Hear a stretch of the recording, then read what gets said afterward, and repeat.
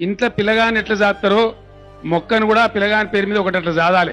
ఎందుకంటే పిల్లలను మనం ఎంత పెంచి మనం కష్టపడి వాళ్ళని చదివించి ఎంత ధనం వాళ్ళకి ఇచ్చినా కూడా వాళ్ళు బతికే పరిస్థితి కూడా దాంతో పాటు ఇవ్వకపోతే అది లాభం లేదు. ఆ ధనం ఉపయోగం కాదు. మనం ఇచ్చే ఆస్తి ముఖ్యం కాదు.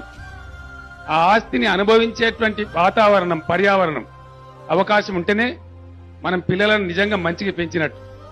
లేదంటే వాళ్ళ జీవితాలు వ్యర్థమైతాయి. ఈ మొక్కలు పెట్టుడు అనేది ఎవరిదో వేరే వాళ్ళ పని కాదు, మన సొంత పని, మన ఇంటి పని. మనకు అడుగడుగులో ఈ మొక్క మన జీవితంతో పెనవేసుకున్నది. పుట్టినప్పటి నుంచి మనం ఊయల కూడా కర్రతోనే తయారవుతుంది. చివరికి చచ్చినాడు మనను మోసే పాడే కూడా కర్రతోనే ఉంటది. పుట్టిన కాడి నుంచి చచ్చేదాకా మనకు ఆలంబనగా మనతో పాటు ఉండేటువంటి చెట్టును చాలా అపురూపంగా పెంచవలసిన బాధ్యత మన మీద ఉన్నది.